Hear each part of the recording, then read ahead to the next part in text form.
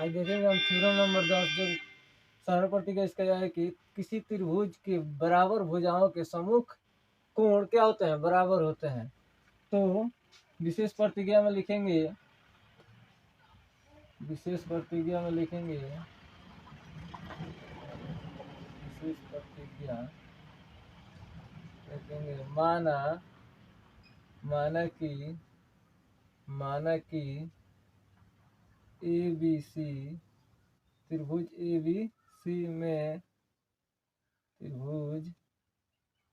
ABC में AB बराबर AC है, AB बराबर AC दिया है, AC क्या है, दिया है, तो एक त्रिभुज बना लेंगे।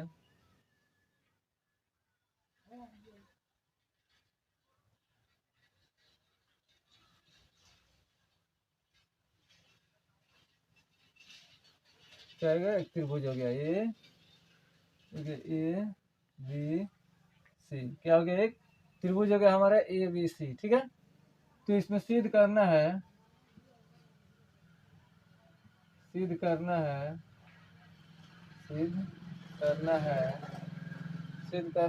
मतलब क्या होती है, आमने सामने की भुजा की कोण क्या होती है, बराबर होती है, यानी एंगल ABC बराबर होगा किसके, ACB के। किसके होगा, ACB का बराबर होगा। ये हमको सिद्ध करना है कि ये कोण और ये कोण क्या होंगे, आपस में बराबर होंगे।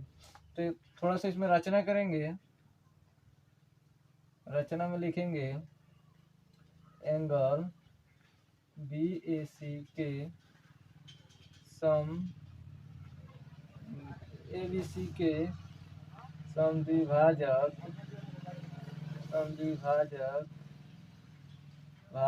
रेखा AD खींचा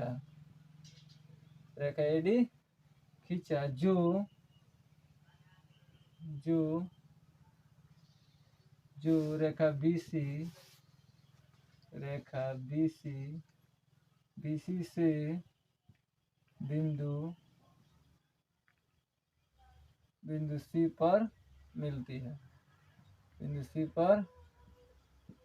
है, क्या हुआ, यानी एंगल A इसका BAC का समद्विभाजक रेखा AD एक क्या किया, खींचा, जो BC रेखा के सॉरी यहाँ पर D बिंदु पर मिलती है। किस पर, D बिंदु पर मिलती है।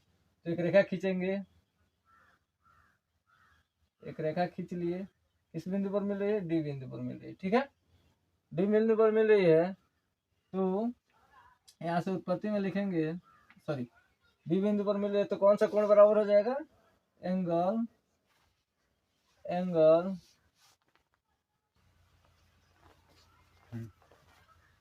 तो यहाँ पर लिखेंगे, इसलिए एंगल BAD बराबर हो जाएगा एंगल CAD। किससे,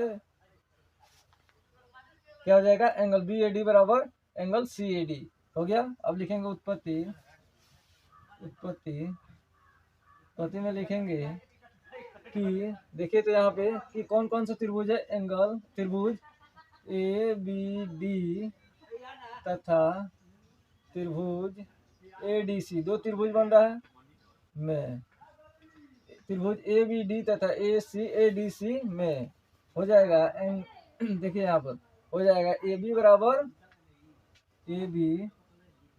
बराबर AC जो दिया है, क्या है, दिया है, AB बराबर AC क्या है, दिया है यहाँ पे। ठीक है, उसके बाद क्या हो जाएगा, AD बराबर AD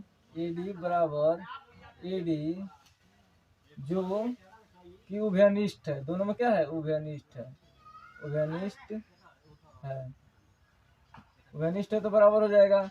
और दूसरा क्या दिया है, एंगल BAD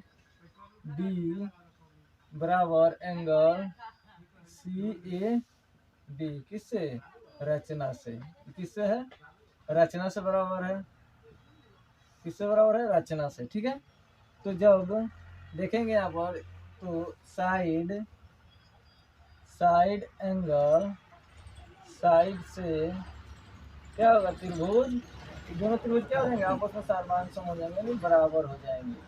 तो त्रिभुज ए बी डी सर्वांग सम, ये क्या है, सर्वांग सम के चिन्ह है, सर्वांग सम त्रिभुज ए बी सी। जब दोनों सर्वांग सम होते हैं यानी सभी कोण इसका और भुजा क्या होगा, बराबर होगा आपस में। तो इसका जो तो अब देखेंगे हम जो कि यहाँ पर देखेंगे त्रिभुज क्या हो गया, सर्वांगसम हो गया। जब त्रिभुज सर्वांगसम हो जाती है तो सभी भुजा कोण उसके सभी चीज क्या होते हैं, बराबर हो जाते हैं।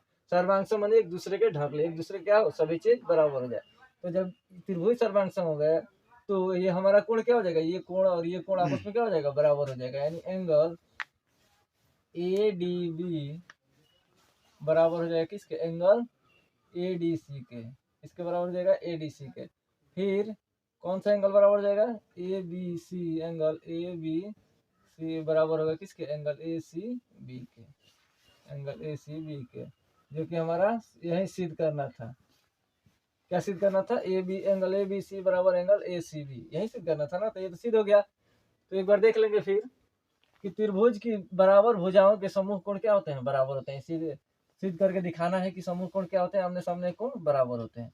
तो विशेष प्रति में माना कि एबीसी त्रिभुज में ए बी बराबर ए सी, जो कि दिया है क्वेश्चन में, दिया है दो भुजा बराबर, तो ये दोनों भुजा आपस में क्या है, ये और ये आपस में बराबर है। तो सिद्ध करना एंगल ए बी सी बराबर एंगल ए सी बी, ये कोण और ये कोण आपस में क्या होंगे, बराबर होंगे।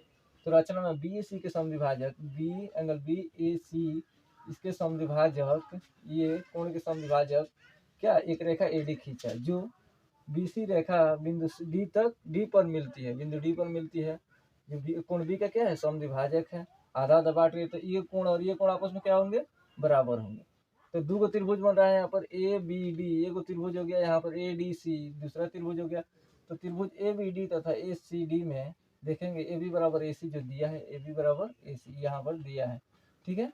उसके बाद एडी बराबर एडी, उभयनिष्ठ है दोनों में, एडी दोनों त्रिभुज में उभयनिष्ठ है, तो दोनों ही आपस में क्या हो गए, बराबर हो गए उभयनिष्ठ से। उसके बाद एंगल बी ए डी और angle B C A D, ये क्या है, दोनों कोण आपस में बराबर है रचना से, ठीक है।